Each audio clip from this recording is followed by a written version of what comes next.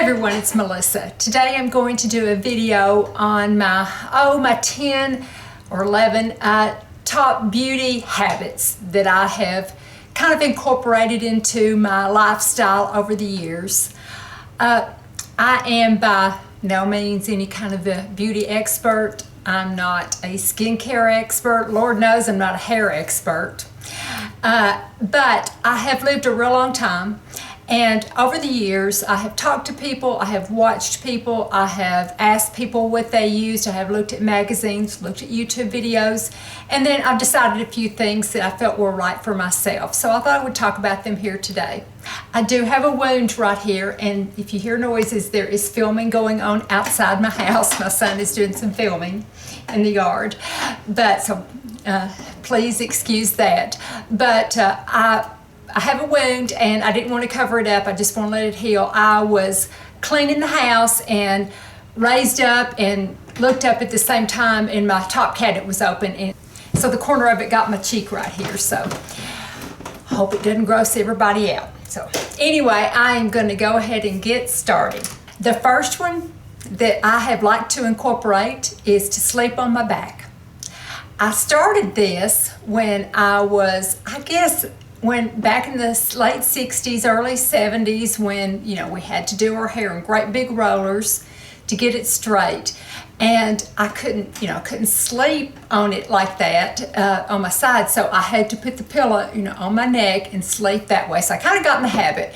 And the older I got, the more I realized, oh my goodness, while I sleep, everything's being lifted, and I'm kind of getting a facelift while I sleep. So I thought that is a good thing to kind of firm everything up while I sleep, and you got your beauty products on and everything. So I have really thought it was a good thing to sleep on my back. Now I know, there's some kind of medical conditions. I know people with bad backs, and if you snore, there might be situations where you can't. So, but for me, I have really enjoyed sleeping on my back.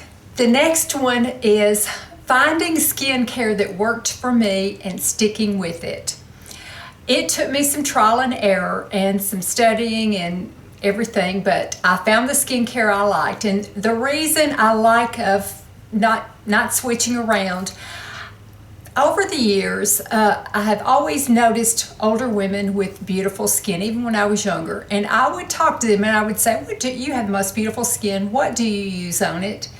And 9 times out of 10, it wouldn't be the product. It would be, oh, I've used so-and-so for 50 years.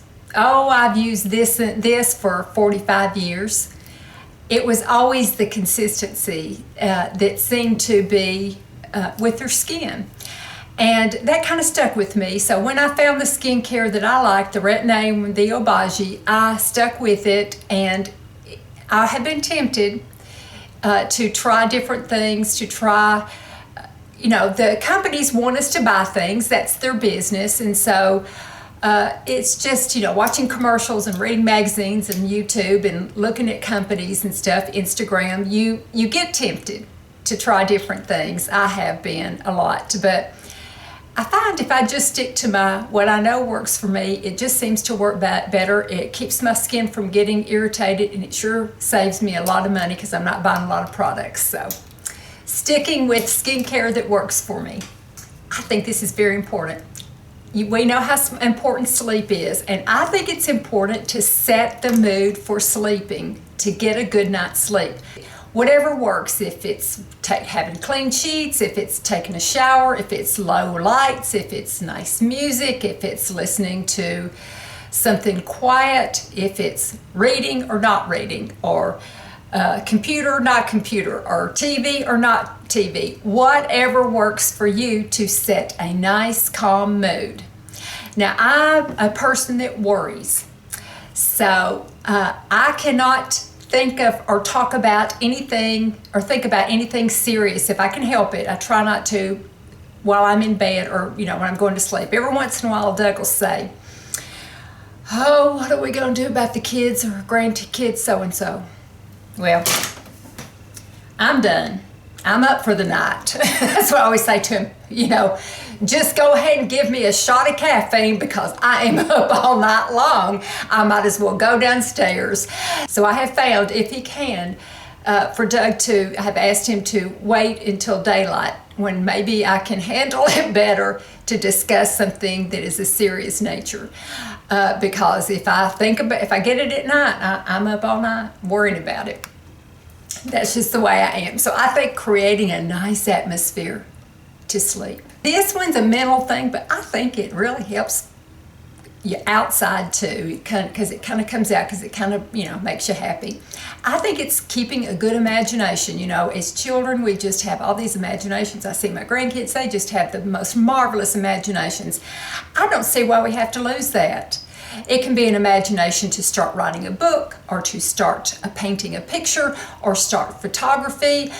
Just having a good imagination can even make something mundane happier. When I clean, I pretend I'm cleaning for a famous person, and my favorite is the Queen. I will, pretend I'm getting it all nice and clean for the Queen, and I might do a little curtsy. It just helps it. It just makes it a little more fun to do a chore. I think if you can have a good imagination, it really helps to keep a youthful quality about you. I really do.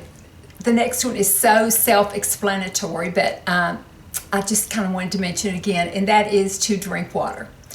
Unless you have a situation where you're not supposed to, like maybe on dialysis or something. But I've always drunk water because I get dehydrated easily.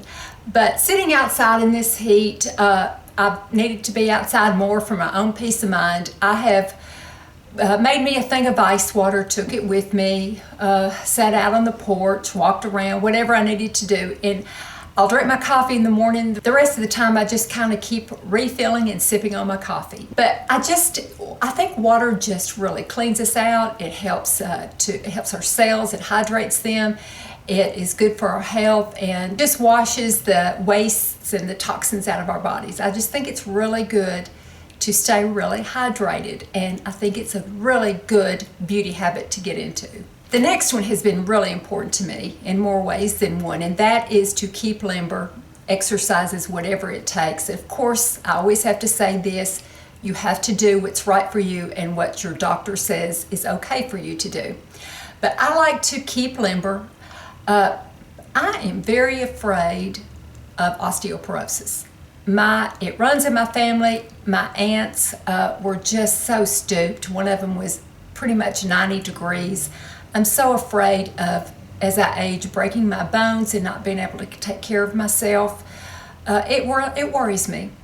So I have added weight-bearing exercises. I make sure I stretch and keep my joints limber, and just do whatever I can to just to keep my body loose, to keep my body strong. I don't have a lot of density in my bones, and I have light-colored eyes, and people like that do tend to have osteoporosis more. So that does concern me, and I do know exercise will help me, so I have added extra exercise, and I think it's just really good, a really good beauty and health habit to have. I've enjoyed doing exercises. The next one, be conscious of what you put into your body. What foods, what drinks, the things that you put into your body is going to be reflected on the outside of your body.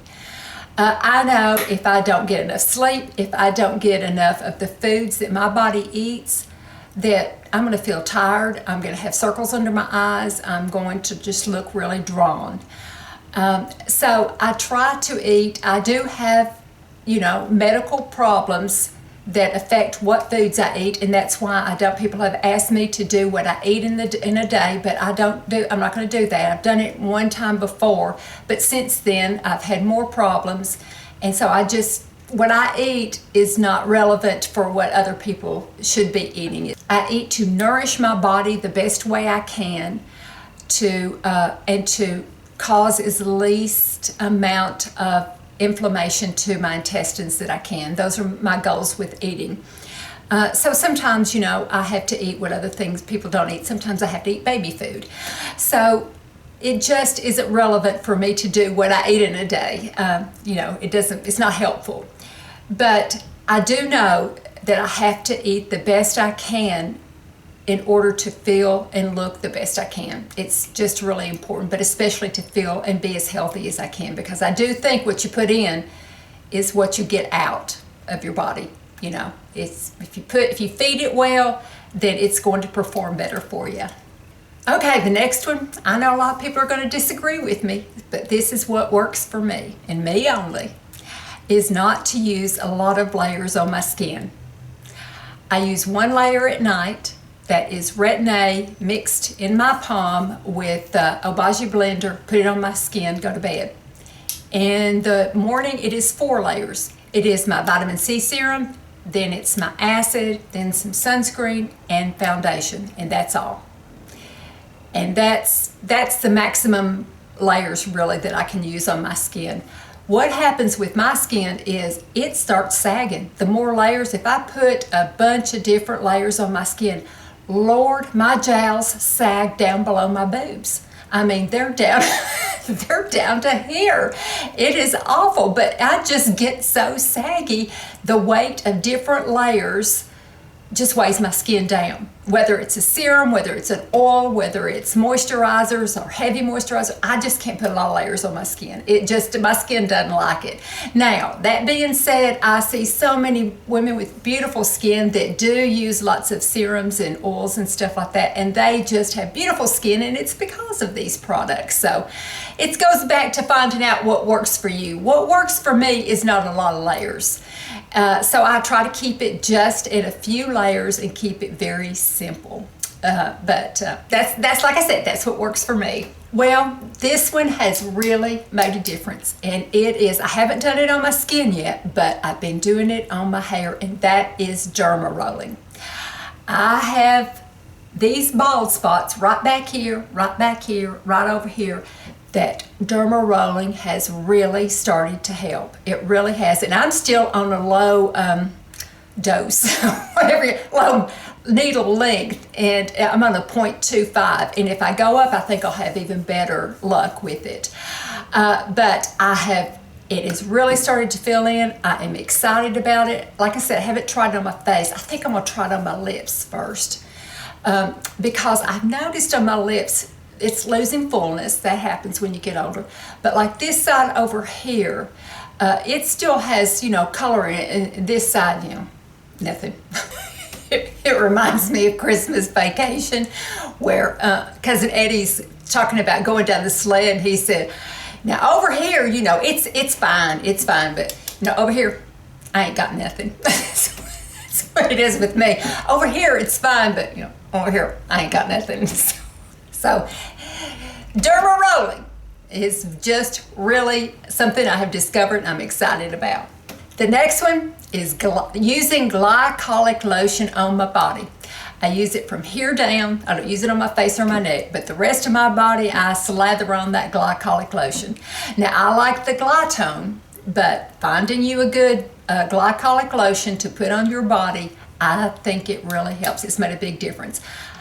I inherited from my mother her terrible skin. She had, that poor woman, she had so many spots on her skin you couldn't find flesh. You just couldn't, it just all went together. It just looked like she had it was just awful. She had so many spots, and I've inherited it.